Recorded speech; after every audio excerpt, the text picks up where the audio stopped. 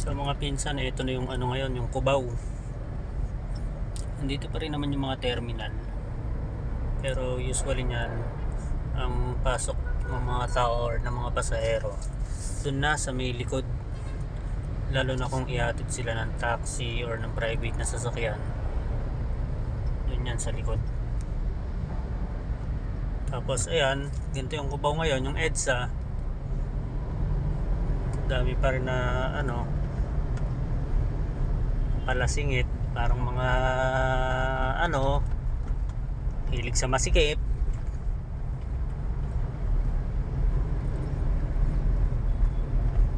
So malaki na pinagbago ng Cubao compare dati.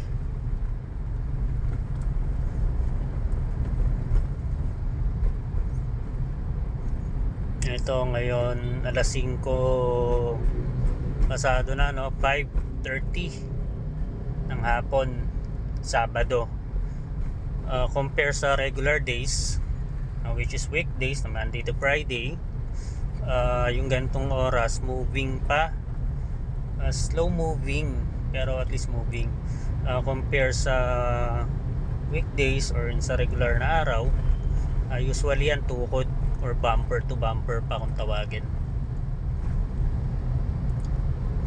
So ayan, yan yung EDSA, yung ano ngayon, yung daloy ng traffic dito sa EDSA. So yan mga pinsan, no, papunta tayo ngayon ng Pasay. Susunduin lang tayo. After natin sumundo, pupunta tayo ng Cainta. Then Cainta, babalik na tayo sa bahay sa Montalban para asikasuhin naman natin or tulungan din natin yung naiwan natin dun sa Caribbean Grill. Naiwan dun si Kat, syempre yung asawa ko, si Alex, si Minmin. So Sabado ngayon, baka biglang dumagsa yung tao. Syempre masarap pagkain dun sa Caribbean Grill, kaya kadalasan talaga dinadagsayan ng weekends. So kailangan natin makabalik agad. Yun lang, medyo yung part na to sa Tuason, ito na yata yung tumukod na. So yun mga pinsan, no, hahanap ako ng picture nung EDSA Cubao nung mga 90s siguro or 80s. Iko-compare natin sa taon ng 80s ngayong 2020s. So since na 2025 ngayon, siguro hanap tayo ng mga around 1985 na picture ng EDSA tsaka ng Cubao. So mga pinsan, ito yung ano, no, Cubao EDSA nung 1985 tsaka 2020s. So ayan mga pinsan, makikita nyo naman yung comparison at pagkakaiba.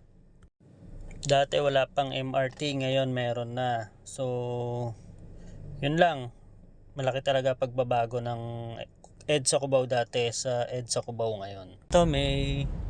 Ito yung papasok ng, ito yung harap ng ano, ng Farmers Cubao. Yan. Then sa loob niyan, andyan yung Araneta Center Cubao, na ngayon mas kilala na sa tawag na Gateway. So yung Gateway na yan, tagusan yan dito para makasakay kayo sa MRT. So andito tayo ngayon mga pinsan sa ilalim. Ayan, eto, alam ko tong school na to, matagal na rin yan So ayun, yung may traffic light sa taas, yan yung sa Tuason, patagos dun sa kabila. Then pag kumana naman kayo dyan, papuntang Benitez, access road yun, or pwedeng alternative route going to San Juan. So yun mga pinsan, pag na traffic naman kayo dito sa EDSA, maraming alternative route na pwede kayong daanan. Pwede kayong dumaan sa mga looban yan. Kung papunta kayong Ortigas or San Juan or ano pa ba, Santa Mesa, Maynila, pwede kayong kumanan dito sa may Camp Crame. Ayan, tagos na yan ng going to San Juan, going to Santa Mesa, Manila, going to Aurora, going to E. Rodriguez, Quezon City, going to Rotonda. Ayan, tagos-tagusan lang naman yan. Ngayon kung papunta kayo ng Pasay, pwede pa rin naman dyan, mag-trami kayo. Tagusin nyo yung going to Mandaluyong para ma-bypass nyo lang yung traffic dito. Pero hindi rin, para sa akin parang hindi ko rin ma-advise na daanan nyo lagi yon. Kasi pagdating nyo dito sa may part ng Shaw Boulevard, minsan nagko-congest na rin dyan.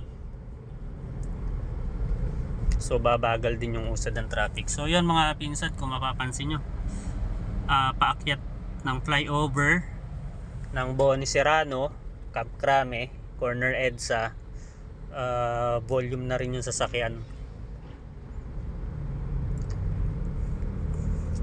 So yan, talaga marami na talagang sasakyan dito sa Metro Manila. Particular na dito sa EDSA. Pero yung bus lane natin, syempre exclusive yan for bus lane. So wag kayo mag-a-attempt dyan na dumaan, lalo na yung mga motorsiklo. Kaya yung mga ganitong pagbibigyan na lang natin yan.